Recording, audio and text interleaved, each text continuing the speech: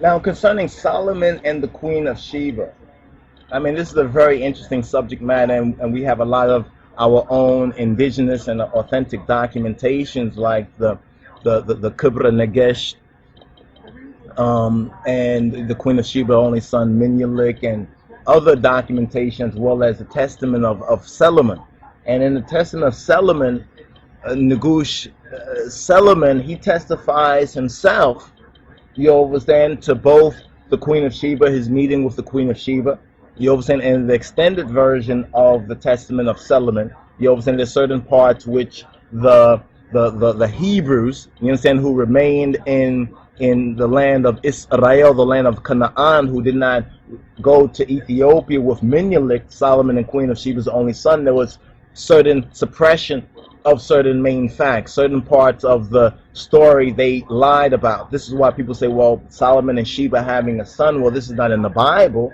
They'll say this is not in the Bible, so this is made up. And these are black folks we're talking about, black Hebrews and the rest of them. They will deny the Solomon and the Queen of Sheba connection. You understand? Because they say it's not in the Bible that they have received. You understand? The 1611 King James Bible and the Masoretic text that they have received through the so-called white Jews, you understand, which Revelation chapter 2 and 9, 3 and 9 clearly says who they are, speaking of the synagogue of Satan. So they basically take Satan's argument while trying to boast themselves in being black Hebrews.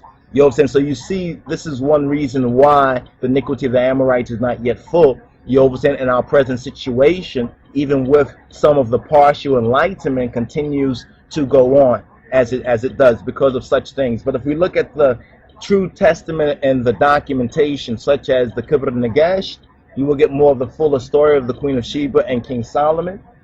And once again, to emphasize that the Queen of Sheba, you understand, was a Hebrew.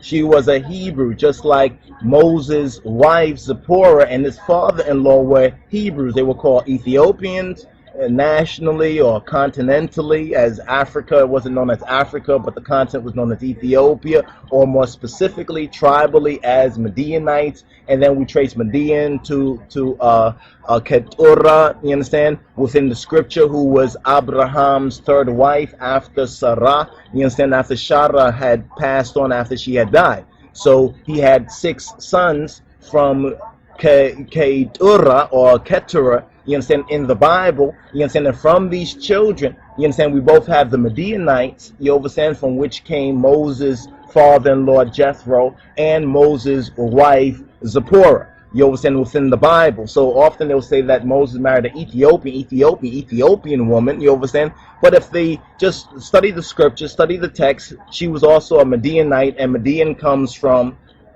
Keturah, you understand, and Keturah was Abraham's third wife, you understand. There were 6 sons, and one of the sons was Midian. Then we go to one of the grandsons, and that was Saba or Sheba, you understand, and from that Hebrew descendancy comes the Queen of Sheba. So basically it's all in the family. You understand what's going on here is all in the family. To preserve the way, the true worship of Yahweh, it is entrusted to those Hebrews, both who are of the bloodline, you understand, as well as who are psychologically or spiritually or in soul, psycho-spiritually inclined.